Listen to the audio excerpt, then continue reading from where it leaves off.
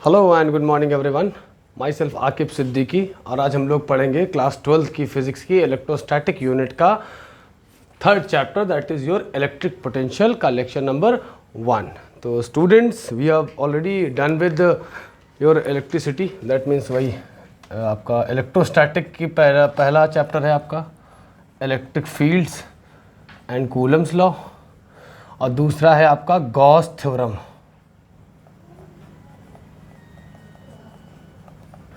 तो स्टूडेंट्स हम लोगों ने इलेक्ट्रिक फील्ड में पढ़ा था कि अगर कोई भी चार्ज है, मान लेते हैं ये पॉजिटिव चार्ज लिया हमने, तो वो अपने आसपास एक फील्ड बनाता है जहाँ पे आने वाला कोई एक्सटर्नल चार्ज अपने ऊपर एक फोर्स ऑफ अट्रैक्शन या फोर्स ऑफ रिपल्जन को फील करे।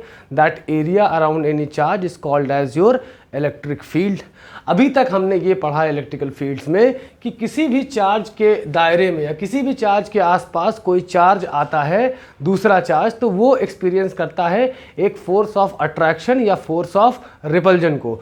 इलेक्ट्रिक पोटेंशियल में हम लोग थोड़ा सा इसके आगे बढ़ेंगे। अभी तक तो केवल ये पता था कि that charge will experience a force of repulsion. इसमें हम लोग इस कॉन्सेप्ट को थोड़ा सा आगे ले जाएंगे। सपोज करिए एक हमारे पास ये पॉजिटिव चार्ज है, तो ऑब्वियसली जैसा कि हम लोग पढ़ चुके हैं कि पॉजिटिव चार्ज की वजह से फील्ड क्या होती है, रेडियल एंड आउटवर्ड्स। बाहर की तरफ इसकी फील्ड लाइंस होंगी। फील्ड लाइंस क्या होती हैं, जिस डायरेक्शन में चार्ज जाता है रिपेल होके या अट्रैक्ट होके, उसी को बोला जाता है। अब जैसे मान लो कि यहाँ पे एक ए पोजीशन है और यहाँ पे एक बी पोजीशन है, तो याद रखिएगा ए से लेके बी तक मान लो जा रहा है, तो इस पे तो एक फोर्स लग ही रहा है, फोर्स ऑफ रिपल्जन। मान लो ये टेस्ट पॉजिटिव चार्ज है, तो ए से उसके बावजूद भी हमें अगर जाना है, मान लो ये एक्स डिस्टेंस ट्रेवल कर रहा है, तो हमें क्या करना पड़ेगा, एक एक्सटर्नल फोर्स लगाना पड़ेगा। और एक्स डिस्टेंस अगर मूव करना है तो किसी भी चार्ज की फील्ड में अगर हमें दूसरे चार्ज को एक जगह से दूसरी जगह ले जाना में जो वर्क डन करना पड़ेगा, that work done will be called as your electric potential. मतलब कि the work done in bringing a test charge from one point to another point in an electric field is called as your electric potential। ठीक है, फिर से समझिए कि एक charge की फील्ड में डजेंट मैटर कि वो पॉजिटिव है या नेगेटिव, उस चार्ज की फील्ड में अगर दूसरे चार्ज को एक जगह से दूसरी जगह ले जाना है, तो वो जो वर्क डन किया जाएगा उस प्रोसेस में, that work done per unit charge is called as your electric potential. ठीक है, तो इतना फिलहाल आप लोग उम्मीद करते हैं कि समझ में आया होगा। तो आप लोग समझो कि पोटेंशियल यहां से डिफाइन करते हैं वी ए,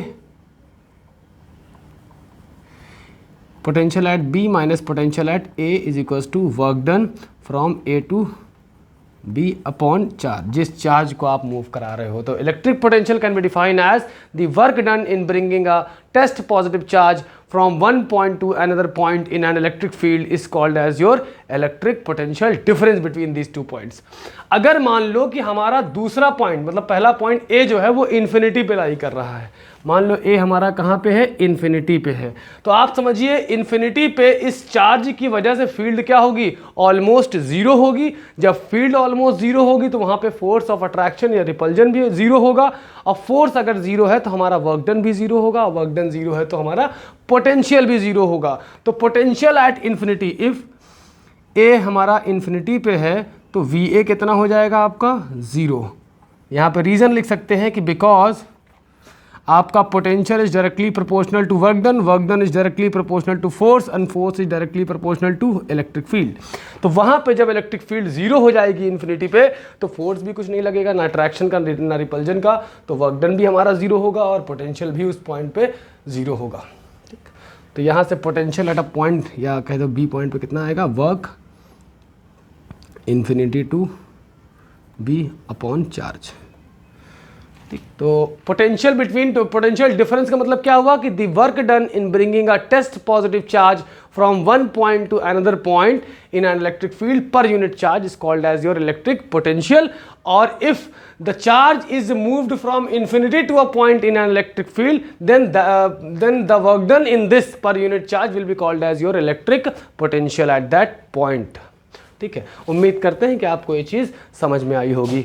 अब हम लोग अगर जानना चाहें कि दी वर्क डन या the potential at a point from a charge, point charge. किसी पॉइंट पे हमें एक चार्ज की वजह से इलेक्ट्रिक पोटेंशियल पता करना है, तो हम लोग क्या करेंगे, पहली बात तो ये इमेजिन करेंगे यहाँ पे एक चार्ज है, एक क्यू चार्ज है, और क्यू चार्ज से मान लो आर डिस्टेंस पे कोई पी पॉइंट लाई कर रहा है, जहाँ पे हमें क्या पता करना है, इलेक्ट्रिक पोटेंशियल पता करना है। तो सबसे पहला काम हम करेंगे कि इस पॉइंट को हम कहेंगे, हम पी पे नहीं निकालेंगे, हम एक कोई ए पॉइंट है वहाँ पे निकालेंगे। ए पॉइंट की दूरी हम खुद से मान लेंगे कि x दूरी पे हमें पोटेंशियल निकालना है। हमें पूछा गया कि एक q चार्ज की वजह से r डिस्टेंस पे किसी p पॉइंट पे इलेक्ट्रिक पोटेंशियल निकालना है। तो डेरिवेशन करने के लिए हम लोग p पॉइंट पे नहीं बल्कि r से थोड़ा आगे चले जाएंगे, x डिस्टेंस पे a पॉइंट पे निकालना है। तो पोटेंशियल क्या होता है, वर्क डन, और वर्क डन क्या होता है, फोर्स इनटू डिस्प्लेसमेंट। तो हम क्या करेंगे, यहाँ पे एक टेस्ट पॉजिटिव चार्ज रख देंगे, ठीक, और एक दूसरा पॉइंट यहाँ पे इमेजिन करेंगे, दैट विल बी बी, और ए और बी के बीच की डिस्टेंस कितनी होगी, dx। dx is the very small component of x, मतलब dx is the infinitely small component of this distance x। और हम क्या करेंगे, यहाँ से खिसकाएंगे, मतलब एक एक्सटर्नल फोर्स लगा के देखेंगे। तो भैया जहाँ पे फोर्स लग रहा है और डिस्प्लेसमेंट हो रहा है, then there will be definitely a work done. तो वही work done per unit charge हमारा इलेक्ट्रिक पोटेंशियल होगा। तो हम लोग क्या करेंगे, पहली बात तो यहाँ पे ए पॉइंट पे लगने वाला फोर्स देख लेते हैं कितना लगेगा, कितना आएगा, 1/4 पाई epsilon not Q, Q1 Q2 Q not upon distance कितनी है इन दोनों चार्जेस के बीच की, x, मतलब x²।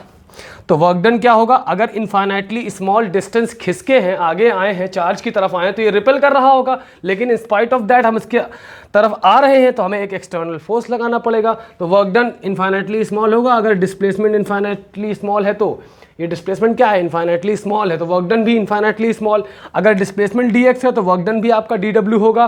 तो वर्क डन क्या होगा, negative, because where here we are coming in left direction, dx, force into displacement, as the direction of force and displacements are same, that is the reason why, क्योंकि यहाँ पे क्या होता है, fx cos theta होना चाहिए, theta क्या हो जा रहा है, जीरो, क्योंकि देखिए फोर्स भी इधर ही लग रहा है और डिस्प्लेसमेंट भी इधर ही हो रहा है, तो दोनों के बीच का एंगल कितना है, 0 डिग्री। तो cos ऑफ 0 डिग्री कितना होता है, 1 होता है, इसलिए यहाँ पे cos थीटा का जिक्र नहीं किया। अब देखें जरा एक्सटर्नल फोर्स कितना था हमारे पास, देख सकते हैं कि -1/4 पाई epsilon not Q not upon x² multiplied by dx। ठीक, सारे कांस्टेंट्स को क्या करेंगे हम लोग, बाहर ले लेंगे, q माइनस में है, क्यू नॉट अपॉन x² और इंटीग्रेशन ऑफ 1/x² dx। कहाँ से कहाँ तक, मान लेते हैं इन्फिनिटी से r तक, मान लेते हैं ए पॉइंट हमारा कहाँ पे है, इन्फिनिटी पे है, और यहाँ तक लाना है हमको, ठीक, और इधर भी इंटीग्रेट कर देंगे। तो इधर का dw इंटीग्रेशन के बाद क्या देगा आपको, w देगा। और इंटीग्रेशन का फॉर्मूला क्या पढ़ा है कि integration of x to the power n dx क्या होता है, x की पावर n+1 अपॉन n+1, ठीक। तो यहाँ पे आएगा, x² क्यों कर दिया, 4 पाई एप्सिलॉन नॉट होगा ना, ठीक। तो यहाँ पे होगा आपका, यहाँ से ये सीधा यहाँ आया है, यहाँ पे आपका होगा कि -Q not upon 4 pi epsilon not, और ये इंटीग्रेशन आएगा आपका -1/x यूजिंग दिस फॉर्मूला, और ये r और ये इन्फिनिटी, ठीक। अब एक बार ऊपर वाली वैल्यू रखेंगे पूरे फंक्शन में, फिर माइनस लगा के नीचे वाली, एक बार अपर लिमिट रखेंगे पूरे फंक्शन में, माइनस लगा के लोअर लिमिट रखेंगे, तो क्या आएगा, -Q not upon 4 pi epsilon not -1/r minus of -1/इन्फिनिटी। तो something divide by infinity is 0, तो ये -1/r बचेगा, यहाँ प्लस हो जाएगा, तो कितना आ जाएगा वर्क डन कि Q not upon 4 pi epsilon not r। तो वर्क डन हमने निकाल लिया। अब भैया पोटेंशियल क्या होता है, work done per unit charge. तो फिलहाल इतना नोट करें आप लोग।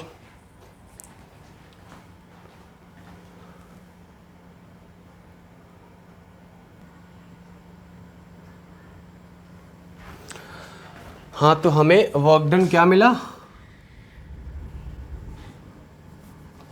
हमें वर्क डन मिला Q not upon 4 pi epsilon naught R, और हमने पोटेंशियल क्या पढ़ा है, work done from infinity to R upon Q naught. तो यहाँ पे वर्क डन की वैल्यू रख दें, ये वोल्टेज वर्क डन कितना है, Q not upon 4 pi epsilon naught R into 1 upon Q naught लिख दिया यहाँ पे, ठीक। तो यू ऑल कैन सी कि क्यू नॉट से क्यू नॉट कैंसिल, थोड़ा इसको रीअरेंज करके लिखेंगे तो पोटेंशियल एट अ पॉइंट हमको मिल जाएगा।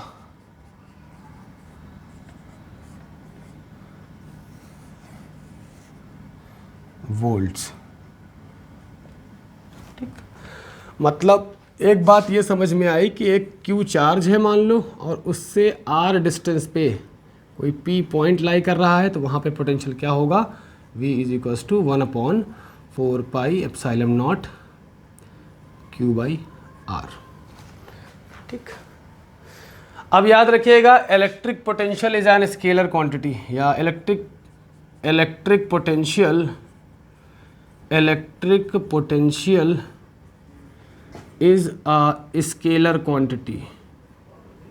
ये क्या होती है, एक स्केलर क्वांटिटी होती है, ठीक। इसे नोट करें आप लोग।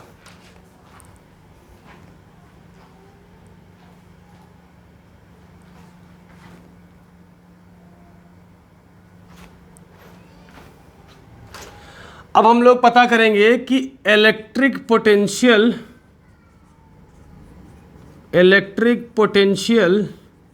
Due to group of point charges. देखिए, इलेक्ट्रिक पोटेंशियल एक स्केलर क्वांटिटी है, तो इसको ऐडअप करने के लिए कई सारे चार्जेस की वजह से पोटेंशियल, हमें कोई डायरेक्शन या रिजल्टेंट निकालने की ज़रूरत नहीं है, सिंपली स्केलर की तरह हम लोग ऐड कर देंगे। जैसे मान लो एक चार्ज ये रखा है Q1, एक चार्ज ये रखा है Q2, एक चार्ज ये रखा है -Q3, और एक चार्ज ये रखा है +Q4। प्लस दिखाने की ज़रूरत नहीं है क्योंकि प्लस कुछ नहीं है तो पॉजिटिव ही मानते हैं। और मान लो ये एक P पॉइंट है, इन सबकी डिस्टेंस क्या है, Q1 की R1 डिस्टेंस है, और Q2 की आपकी R2 डिस्टेंस है, और Q3 की आपकी R3 डिस्टेंस है, और Q4 की आपकी R4 डिस्टेंस है। तो अगर पूछ ले कि total potential at P due to all these 4 charges, then what you have to do, you just simply have to add up potential due to first charge, due to second charge, plus due to third charge, plus due to fourth charge. तो first charge की वजह से potential क्या होगा, 1 upon 4 pi epsilon naught Q1 upon R1। Second charge की वजह से Q2 मतलब 1 upon 4 pi epsilon not Q2 upon R2। Third charge की वजह से -1 upon 4 pi epsilon not Q3 upon R3। यहाँ पे Q3 का साइन कहाँ गया, नेगेटिव है, तो यहाँ पे हमने नेगेटिव रख दिया, ठीक है। फिर हमारा क्या है फोर्थ वाला कि 1 upon 4 pi epsilon not Q4 upon R4। तो यहाँ से अगर हम 1 upon 4 pi epsilon not common ले लें तो कितना आएगा, Q1 upon R1 plus Q2 upon R2 plus Q3 upon R3, Q3 minus में है यहाँ पे, minus Q3 upon R3 plus Q4 upon R4। तो इलेक्ट्रिक पोटेंशियल में किसी तरह का रिजल्टेंट या डायरेक्शन निकालने की ज़रूरत नहीं है, इसको सिंपल आपको ऐड अप कर देना है। जैसे कि मासेज ऐड कर देते हैं, टोटल मास कैसे ऐड करते हैं, simple M1 plus M2 plus M3 plus M4 energy add करना है, सबको सिंपली ऐड करते हैं, वहाँ पे कोई रिजल्टेंट वगैरह नहीं निकालते। इसी तरह से यहाँ पे भी करना है। पोटेंशियल निकालने के लिए 2 चीज़ों की ज़रूरत पड़ती है, फर्स्ट वन इज योर किस चार्ज की वजह से पोटेंशियल निकालना है, और दूसरा क्या, उस चार्ज से कितनी दूरी पे हमें पोटेंशियल निकालना है, ठीक है। तो आज के फर्स्ट लेक्चर में इतना ही, मिलते हैं नेक्स्ट लेक्चर में, थैंक यू।